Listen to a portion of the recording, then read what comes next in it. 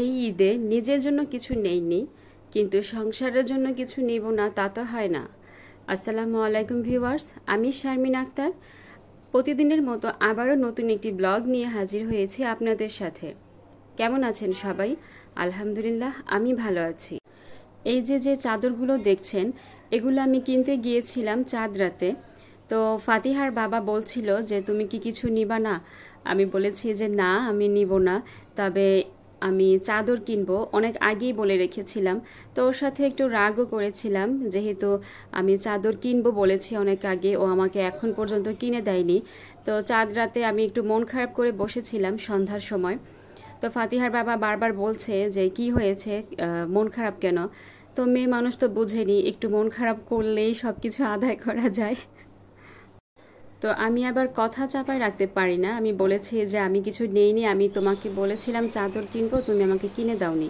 তো ওর বাবা একটু জোর করেই আমাকে নিয়ে গিয়েছে আর একটা চাদর কিনেছি। তো এই ব্লগটি হচ্ছে ঈদের দিন সকালে ফাতিহাকে রেডি করিয়ে দিচ্ছে ওর খালাতো বোন, মানে আমার বোনের মেয়ে। আমি ভালো সাজাতে পারি না, ও কিন্তু ওর মার মতোই হয়েছে, ও ভালো সাজাতে পারে। তো ফাতিহা সাজুগুজু শেষ, এখন শুধু হাতের ব্রেসলেট পরছে আর আমাকে মেহেদি দেখাচ্ছে, বলছে যে আম্মু দেখো কেমন হয়েছে। তো আমার কাজিনের মেয়ে ওর হাতে ডিজাইন করে দিয়েছে, ও অসাধারণ ডিজাইন পারে। আর ও এবার এসএসসি পরীক্ষা দিয়েছে, আমার কাজিনের মেয়ে। মানে এতটা ধার্মিক মেয়েটা, আমি আমার লাইফে এরকম ধার্মিক মেয়ে খুব কমই দেখেছি। ও বাসায় মানে হেজাব পরে থাকে, ইভেন ও ঘুমানোর সময় হেজাব খুলে না। তা আমরা তো ওরকম হতে পারিনি, আল্লাহ যাতে ওর মতো আমাদেরকে বানায় সেই দোয়াই করতেছি। এই পর্যন্ত যারা আমার ভিডিও দেখছেন, আমার ভিডিও যদি আপনাদের ভালো লেগে থাকে প্লিজ একটি লাইক দিয়ে দিবেন এবং আমার চ্যানেলটি সাবস্ক্রাইব করে আমার পাশে থাকবেন। আর অলরেডি যারা করে দিয়েছেন তাদেরকে অসংখ্য ধন্যবাদ। ফাতিহার বাবা সকালবেলায় রেডি হয়ে নামাজে চলে গিয়েছে রাইয়ানকে নিয়ে। তো রাইয়ানের ছবি আমি একটাও তুলতে পারিনি, ভিডিও করতে পারিনি, মানে এত পরিমাণ সে তাড়াহুড়া করেছে। তো এই ফাঁকে আমি ঘরটা গুছিয়ে নিচ্ছি আর চাদরটাও চেঞ্জ করে ফেলেছি। ফাতিহাও রেডি হয়ে গিয়েছে। আমরা আবার সকাল সকালে ওদেরকে রেডি করিয়ে দিই, কেননা গরু জবাই করে, ওগুলো দেখবে, বাচ্চাদের তো এগুলোই আনন্দ। তাছাড়া কোরবানি ঈদের সময় কিন্তু খুব বেশি মানুষ আসা যাওয়া করে না, মানে ঈদের দিন একজনের বাসায় আরেকজন। দেখা গেল যে ঈদের পরে বা তারও পরে আসে। তারপরেও ঘর গুছিয়ে রাখা যতটুকু যায়, আর নিজের কাছেও তো ভালো লাগে মানে ঘর গুছিয়ে রাখলে।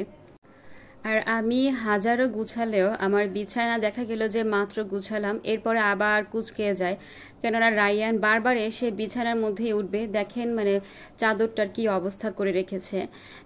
মানে 5 মিনিট আগেই মনে হয়, ও নামাজে যাওয়ার 5 মিনিট আগে আমি গুছিয়েছিলাম, ও এরকম করে তারপরে গিয়েছে। তা বাচ্চাদেরকে তো আর এত বকাঝকাও করা যায় না।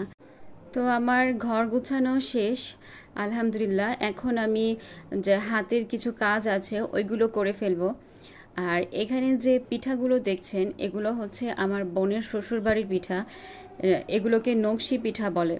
তো এগুলো কিন্তু নরসিংদীর মানুষ বেশি বানায়। তো ওদের বাড়ি হচ্ছে 300 ফিটের ভিতরে, মানে গাজীপুরের কাছাকাছি, কালীগঞ্জের এখানে। তো ওর শ্বশুরবাড়ির মানুষও কিন্তু এগুলো বানায়। এর আগে আমাদের অনেকগুলো নষ্ট হয়েছে শুধুমাত্র ভেজে খাওয়ার জন্য, আমরা ভেজে খেতেও আমাদের আলসেমি লাগে। তো এখন আজকে নামিয়েছি, নামানোর পরে দেখলাম যে একটু কেমন কেমন যেন হয়ে গিয়েছে। এরপর রোদ্রে দিয়েছি, এখন ভাজবো। ভাজার পরে আমরা এগুলো খাবো। ফাতিহার বাবা নামাজ থেকে আসার আগে আমি গোসল করে ফেলেছি, কেননা একটু ফ্রেশ ফ্রেশ, আর ঈদের দিন যদি একটু মানে সামান্য পরিমাণ সাজুগুজু না করা হয় তাহলে কি হয়।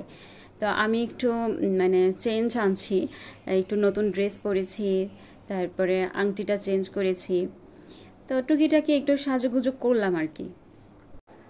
আমি যেই ড্রেসটা পরেছি এই ড্রেসটা দেখে সবাই বলছে যে ফাতিহার বাবা কি আমাকে বিয়ের জন্য কিনে দিয়েছে কিনা।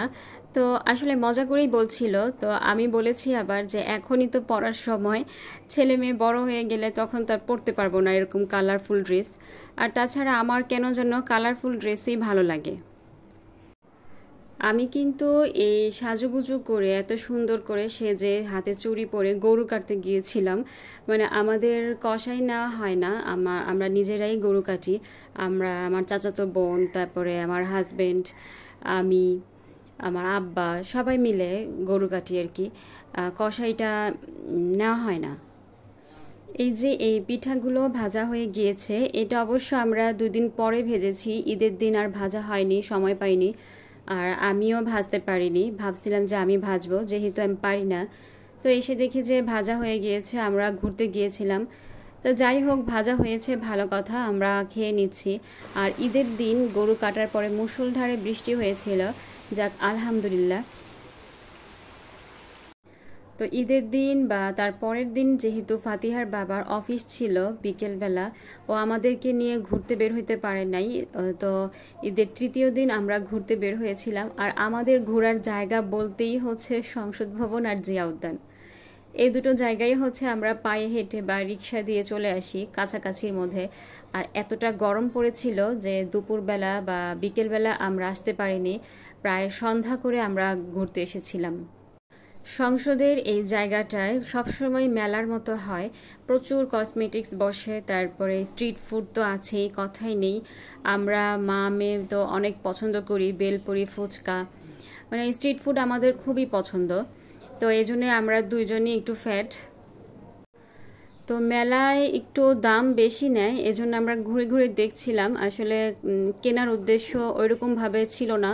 তারপরে দেখছিলাম যে কিছু নেওয়া যায় কিনা, একটু কমে পাই কিনা। তো ঘুরে ঘুরে দেখার পর যখন ক্লান্ত হয়ে গিয়েছি তখন আমরা খেতে বসেছি।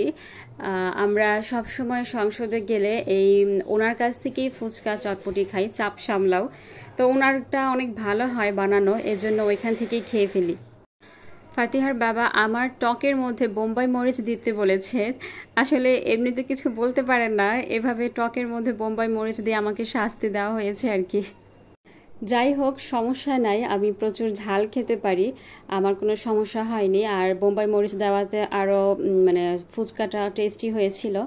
আর রাইয়ান তো এসব খেলনা দেখে অস্থির বানায় ফেলছে যে কোনটা থেকে কোনটা নিবে। আর ওর অস্থিরতা দেখে মানে যারা বিক্রি করছে ওনারা মনে হয় দাম আরও বাড়ায় দিচ্ছে, একটা জিনিসও নেওয়ার মতো হচ্ছে না। তো আমি একটু ঘুরে ঘুরে চুড়ি দেখছিলাম যে চুড়ি কি আসলে কেনা যায় কিনা। আসলে মানে রাস্তায় বিক্রি করছে, তারপর এতটা দাম, একটাও নেওয়ার মতো না। তো আমরা ফুচকা আর ঝালমুড়ি খাওয়ার পর আমাদের এতটাই ঝাল লেগেছে, পানি খাওয়ার পরে ঝাল কমছিল না।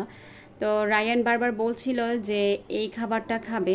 এটা হচ্ছে মিক্সড ফ্রুট আইসক্রিম, এটা মানে আমি ফার্স্ট দেখেছি, এর আগে কখনো দেখিনি। তো রায়ান আর ফাতিহাকে এটা কিনে দিয়েছিলাম। তো আমরা সবাই এক চামচ করে খেয়ে দেখেছি। আসলে অনেক মজা ছিল খাবারটা, মানে আইসক্রিমটা অনেক ফ্রুট দিয়ে বানানো হয়, মালটা, কলা, আরও কিছু কিছু ফ্রুটস দিয়ে আইসক্রিমটা বানানো হয়েছে। আর বাচ্চারা দেখবেন ঘরে থাকতে থাকতে অনেক বোরিং হয়ে যায়, ওরা কিন্তু ভিড় পছন্দ করে, মানুষের ভিড়টা। তো এজন্যই ওদেরকে নিয়ে গিয়েছিলাম। আর রায়ানকে ডুগডুগি কিনে দেওয়া হয়েছে, বাসায় এসে একদম অস্থির বানায় ফেলছে। তো ওর বাবা কথা শুনে নিয়ে ওইটাই কিনে দিয়েছে। তো আজকে এই পর্যন্তই, পরবর্তী ভিডিও দেখার অপেক্ষায় থাকবেন। আল্লাহ হাফেজ, আসসালামু আলাইকুম।